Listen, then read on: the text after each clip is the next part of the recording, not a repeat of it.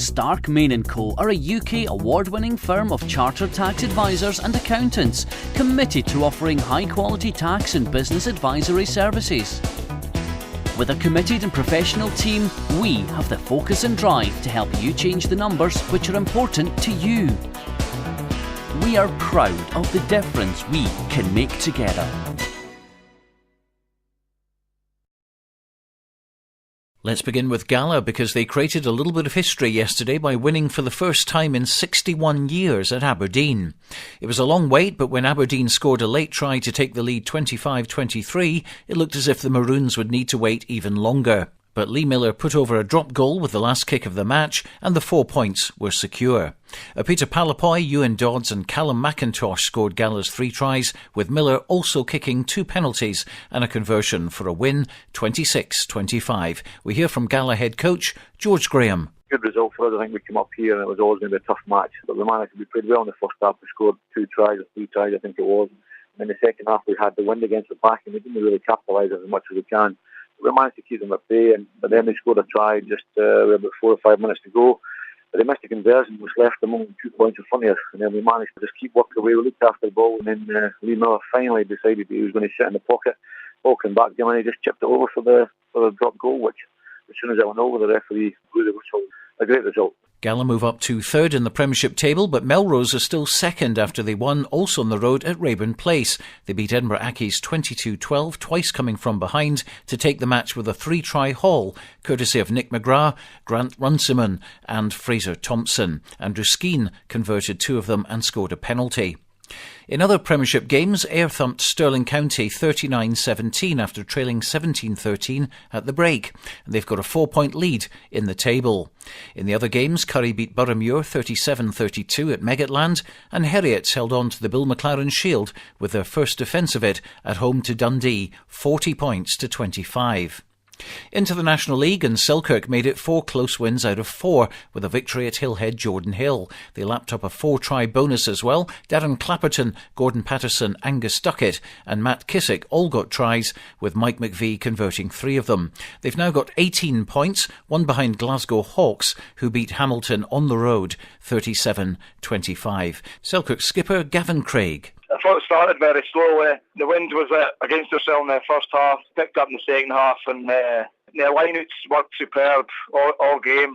They played a great expansive game of rugby. In the local derby, Kelso beat Jed Forest 20-12 at Poynter Park. There were 4 tries in the match. Richard Minto scored a brilliant one for Kelso, who were also rewarded a penalty try. For Jed, Robert Hogg and Declan Wallace got touchdowns, but it was the accurate kicking of Murray Hasty which made the difference in the end, as Kelso climb to 5th in the table. We hear first from Jed fullback Lewis Young. We struggled up front, scrums, lineouts. We never had the ball to do anything with it, and when we did, we showed. We made 2 line breaks, scored 2 tries. It's just very, very disappointing. I think we did struggle up front, and when we've not got the ball, it just shows. Like, we made, I think, 114 tackles or something, missed 8, so we defended non-stop. Some of the defence was great, but in the end, when you're tackling all the time, you're going to get broken down. So very disappointing. In contrast, a much happier Kelso back row forward, Michael Robertson. It was a tough game, very tough game. We had the win in the first half, and I thought maybe we didn't use it enough. But 10-0 at half time, and you think to yourself, you've maybe not give yourself a big enough gap. But we stuck in well in the second half to no let Jed have the ball, and I tell you, we stuck in for us as well, scrums, and the boys done really well to keep it tight just as much as they can. It's very hard work to keep it going and going and going. So I respected it for us, especially just the day they just kept it tight, and that's how Jed didn't get away. Highlights of the game can be seen on Borders Rugby television. In the other National League games, Hawick found Watsonians too strong at Mireside, losing 44-27. They scored 3 tries from Nick McTaggart, Neil Rennick and Keith Davis, who now has 6 for the season in just 5 competitive games. Rennick was successful with all conversions and kicked 2 penalties, which gets him to within a point of Gala's Lee Miller in the Borders Rugby rankings for most points by a Borders player in league matches. In the other game in the National League, Biggar scraped a 22-21 win at home to Stewart's Melville, Hoyker 6th and Jed 9th with 4 games played. Into Championship B, and Peebles and Hawick YM both claimed good wins. Peebles' visit to Perthshire was always going to be one-way traffic, and so it proved. They ran in 7 tries for an easy 46-0 win. Neil Hogarth got a hat-trick, James Himara a brace, and Warren Kearney and Connor Blythe got the others. Greg Rayburn converted 4 and landed a penalty. A satisfied Peebles coach then, Peter Wright. Yeah, it was a tough first 20 minutes of the game, where obviously Perth are coming back from an 80-point deficit last week. We're really up for the game, but we weathered that storm exceptionally well, and we got a lucky try to start. We were a charge down, but that really settled us, and we started to pick the tempo of the game up.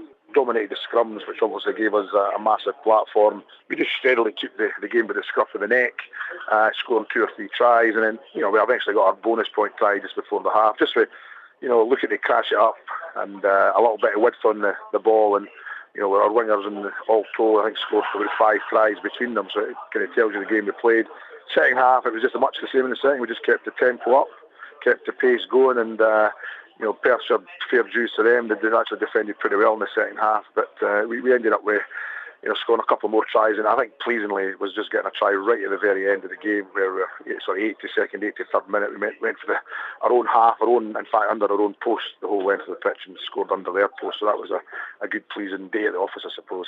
Hawick YM claimed another win in their campaign at the highest level the club has performed at in their history. Already with a win and a draw in the credit column, they added the scalp of Lass Wade to their list as they gained some revenge on the club which beat YM in the Shield final at Murrayfield a couple of years ago.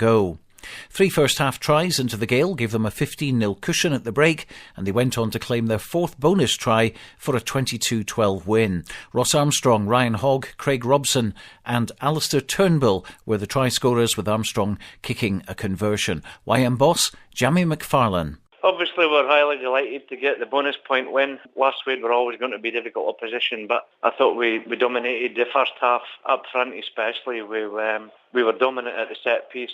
It was unfortunate at half time that we went to uncontested scrums as a couple of last week boys picked up injuries, and that kind of changed the dynamics of the game.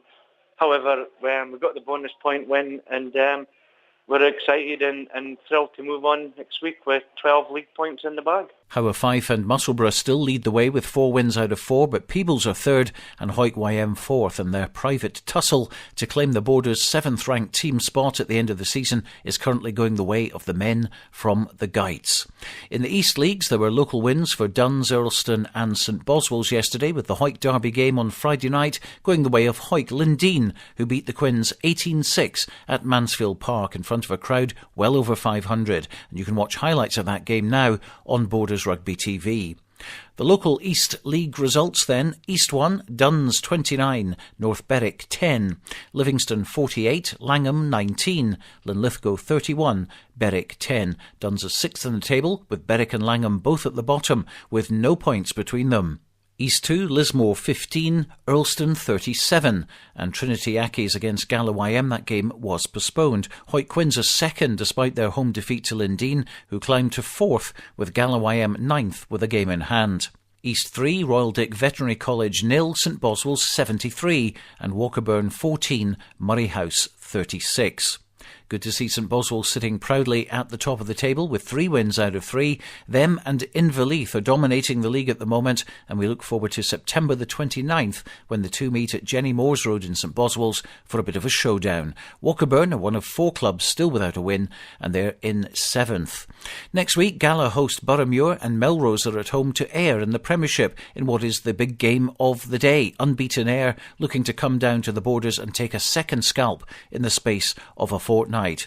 Hawick, Jed Forest and Selkirk are all at home, with Selkirk playing Glasgow Hawks, both unbeaten of course. They're going head-to-head at Philiphaugh in what should be a mouth-watering match in the National League. In the Championship, Hawick YM will travel to Morgan looking to pile on the points, while Peebles host Kirkcaldy at the Guides. For the latest Borders Rugby news, results, audio, video, stats and rankings, you know where to go: bordersrugby.net.